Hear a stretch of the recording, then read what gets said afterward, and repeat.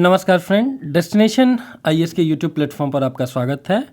अभी पेपर में एक और खबर सुर्खियां बटोर रही हैं जो आपके एग्जामिनेशन पॉइंट ऑफ व्यू से बहुत इंपॉर्टेंट है और इससे संबंधित बहुत सारे मैपिंग वाले क्वेश्चन भी एग्जाम में पूछ दिए जाते हैं, which is Israel and it's neighbouring areas.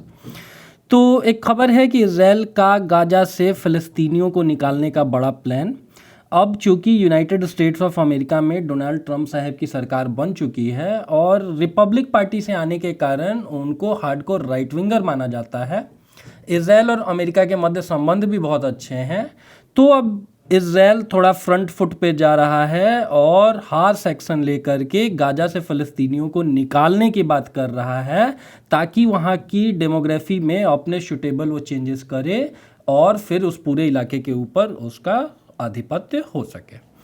थोड़ा मैपिंग वाली चीज़ों को हम लोग देख लेते हैं। एग्ज़ाम में अक्सर पूछ देते हैं, क्योंकि इज़राइल और इसके आसपास के जो एरियाज़ हैं वो युद्धग्रस्त रहते हैं, तो एग्ज़ाम में आपसे पूछता है कि इज़राइल के पड़ोसी राष्ट्र कौन कौन से हैं। तो ऊपर में देखेंगे नॉर्दर्न साइड में तो लेबनान है, अगर पूर्वी तरफ बात की जाए तो सीरिया है और जॉर्डन है, और नीचे के तरफ इजिप्ट है। राइट, तो कितनी कंट्रीज के साथ ये बाउंड्री शेयर कर रहा है? 4 कंट्रीज।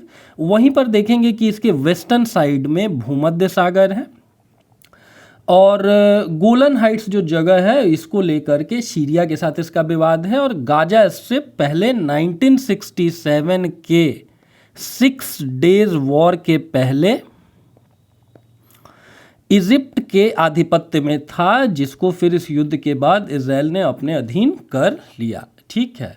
अच्छा, ज्योग्राफी के हिसाब से और एक इम्पॉर्टेंट चीज़ देखेंगे कि यहीं पर आप देख सकते हैं कि एक तरफ इज़राइल और दूसरे तरफ जॉर्डन के मध्य आपको डेड सी है, और डेड सी को ही लोएस्ट पॉइंट ऑन अर्थ कहा जाता है भूखंड के ऊपर। वैसे तो मारियाना ट्रेंच है, समुद्र में चले जाइए तो ठीक है, लेकिन भूखंड के ऊपर जो सबसे लोएस्ट आपको पॉइंट है वो यही आपको डेड सी है। और एग्जाम में पूछते हैं किन 2 देशों के मध्य है, तो एक तरफ जॉर्डन है और दूसरी तरफ आपको इज़राइल है। ठीक है। उसके अतिरिक्त एक और इंटरेस्टिंग क्वेश्चन जो आपसे एग्जाम में पूछते हैं, यहीं पर आप वेस्ट बैंक देख रहे होंगे, और वेस्ट बैंक को लेकर के इज़राइल और जॉर्डन के मध्य भी विवाद हुए हैं। और ये इंटरेस्टिंग क्वेश्चन ध्यान में रखना है कि जो वेस्ट बैंक है वो इज़राइल के आपको ईस्टर्न साइड में आता है, न कि वेस्टर्न साइड में आता है। ठीक है। अच्छा, और मैपिंग के हिसाब से आपको क्या जानने की ज़रूरत है कि इज़राइल अपनी कैपिटल को प्रोक्लेम करता है जेरूसलम, लेकिन दुनिया फॉर द टाइम बीइंग तेल अवीव को ही अप्रूव करता है, और तेल अवीव इनका लार्जेस्ट अर्बन एरिया भी है। ठीक है। एक्चुअली में हुआ ये था कि 1980 में इजराइल ने एक जेरूशलम लॉ को पास किया और उसमें डिक्लेयर किया कि भैया जेरूशलम जो होगी ना वो कैपिटल होगी इजराइल की। लेकिन ये भी हम लोगों को पता है कि जेरूशलम को लेकर के 3 रिलीजन के मध्य विवाद है। ये तीनों रिलीजन उस जगह पर कब्जा चाहते हैं। एक तरफ क्रिश्चियनिटी है, एक तरफ इस्लाम है और एक तरफ ज्यूस लोग हैं। ठीक है। तो यूनाइटेड नेशन की जो सिक्योरिटी काउंसिल है उसने अपना एक रेजोल्यूशन 478 लाया, और 478 में ये जो 1980 का इजराइल लॉ था इसको नल एंड वॉइड घोषित कर दिया। तो बहुत सारे जियोपॉलिटिक्स के एक्सपर्ट अब इस खबर के तरफ देख रहे हैं कि क्या इजराइल गाजा से लाखों फिलिस्तीनियों को निकालने की तैयारी कर रहा है। इनको फिर धकेल दिया जाएगा किधर के तरफ? तो इजिप्ट के तरफ। और क्या इस फैसले के पीछे ट्रंप का मास्टर प्लान है? तो कहीं ना कहीं ट्रंप, जो कि हार्डकोर राइट विंगर के तौर पर जाने जाते हैं, उनके आने से इजराइल को कहीं ना कहीं ज़्यादा मनोबल उसका बढ़ा है। और ये भी ध्यान में रखने की ज़रूरत है कि ट्रंप खुद अपने देश में ही ऐसी ही पॉलिसीज़ को लेकर के भी आ रहे हैं। ठीक है। और क्या मिस्र इस योजना को रोक पाएगा? ये भी जियोपॉलिटिक्स में आज के समय में ये जो चिंता है ये सुर्खियां बटोर रही हैं। ठीक है।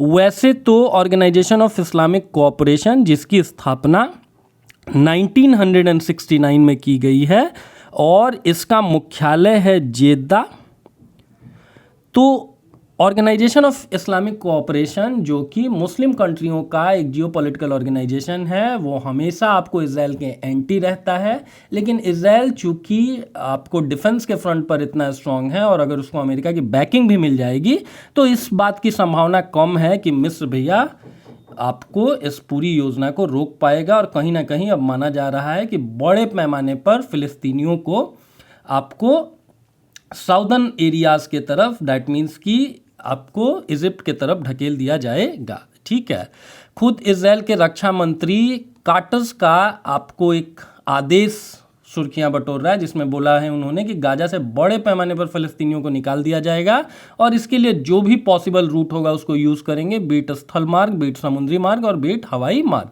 समुद्री मार्ग अभी हम लोगों ने बात किया कि अगर आप वेस्टर्न साइड में चले जाइए इजराइल के तो वहाँ पर आपको क्या देखने को मिलेगा, भूमध्य सागर देखने को मिलेगा। वहीं दूसरी तरफ मिस्र भी इस प्लान को रोकने के लिए कूटनीतिक हमले कर रहा है ताकि गाजा से जबरन लोगों को हटाया न जा सके। और कूटनीतिक हमला मतलब क्या, अब फ्रंट तो आप लड़ नहीं सकते हैं इजराइल से, और अब तो बिल्कुल नहीं लड़ सकते हैं जब उन लोगों को अमेरिका की बैकिंग है। तो ये लोग क्या करेंगे कि ऑर्गेनाइजेशन ऑफ इस्लामिक कोऑपरेशन के थ्रू एक प्रेशर बनाने का प्रयास करेंगे, यूएन वगैरह में इस इशू को लेकर के जाएंगे कि भैया ऐसा नहीं होना चाहिए और वहाँ की जो भी स्थानीय डेमोग्राफी है उसको चेंज वेंज नहीं करना चाहिए। ठीक है, और डोनाल्ड ट्रंप साहब ने अपनी मंशा पहले ही क्लियर कर दी है कि अमेरिका गाजा पट्टी पर कब्जा करेगा, खतरनाक हथियार नष्ट करेगा और वहाँ की इमारतों को दोबारा बनाएगा। क्यों? क्योंकि अमेरिका और इजराइल दोनों का ही मानना है कि भैया हमास वगैरह इसको टेरर को सपोर्ट करने के तौर पर इस जगह को यूज़ करता है, तो इस जगह को हम लोग कैप्चर करेंगे कम्प्लीटली और यहाँ पे जो भी हथियार वगैरह छुपाए गए होंगे टेररिस्टों के द्वारा उनको नष्ट किया जाएगा। लेकिन फ़लस्तीनी और अंतर्राष्ट्रीय समुदाय ने इस प्लान को खारिज कर दिया। उनका कहना है कि अगर ये योजना लागू हुई तो इलाके में अस्थिरता बढ़ेगी और गाजा के लोगों को कभी वापस नहीं आने दिया जाएगा। तो इंटरनेशनल कम्युनिटी की ये चिंता बनी हुई है कि भैया अगर एक बार यहाँ से लोगों को हटा दिया गया, विस्थापित कर दिया गया, तो फिर वापस उनको कभी आने का मौका नहीं मिलेगा। और अगर लाखों लाख की संख्या में लोगों को साउदर्न एरियाज़ के तरफ ढकेल दिया जाएगा ज़बरदस्ती, तो वो लोग कहाँ जाएंगे, किस तरीके से अपने जीवन को पुनः शुरू कर पाएंगे। मिस्र ने यह भी चेतावनी दी है कि इस फैसले से इजराइल मिस्र की जो शांति संधि है उस पर भी असर पड़ेगा। आपको ये पता होना चाहिए कि 1978 में एक कैंप डेविड समझौता हुआ था और उसी की अगली कड़ी के तौर पर 1979 में अमेरिका के वाशिंगटन डीसी में इजराइल और मिस्र के मध्य समझौता हुआ था, जिसमें मिस्र के जो राष्ट्रपति थे अनवर सादात उन्होंने साइन किए थे, इजराइल के जो प्रधानमंत्री थे बेगिन उन्होंने साइन किए थे और अमेरिका के राष्ट्रपति जिमी कार्टर साहब ने साइन किए थे। तो मिस्र ने चेतावनी दी है कि भैया अगर लोगों को ज़बरदस्ती हमारे इलाकों की तरफ धकेला गया तो हमारा जो पीस ट्रीटी है 1979 का उसको भी ये निगेटिवली अफेक्ट करेगा।